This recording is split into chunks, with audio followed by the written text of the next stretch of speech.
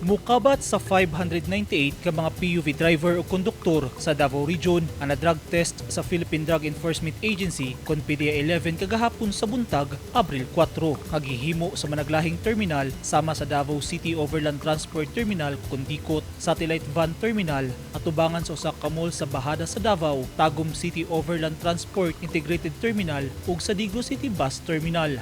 Gikumpirma sa PDEA nga duha ang nagpositibo nga nagagamit og illegal nga droga, usa ka driver sa Tagum City Overland Transport Integrated Terminal ug usa ka konduktor sa Digos City Bus Terminal. Wala na hinganli ang mga nagpositibo kay sumala sa PDEA, mopailawom sila sa confirmatory testing. Kauban sa PDEA sa Uplan Harabas ang Land Transportation Office, Land Transportation, Franchising and Regulatory Board kun LTFRB 11 ug Philippine National Police. Ang surprise drug screening sa mga public utility vehicle drivers ug mga konduktor subay sa provision sa Republic Act 10856 kun Anti-Drug Driving Act of 2013 sa tinguha nga masiguro ang kaluwasan ug seguridad sa mga pasahero mo biyahe pauli sa ilang mga lugar o probinsya karong Semana Santa. Tumuusab niini nga ma-promote ang road safety aron malikayan ang mga aksidente sa kalsada tungod sa mga driver o konduktor nga posibleng anaa sa impluwensya sa illegal nga droga.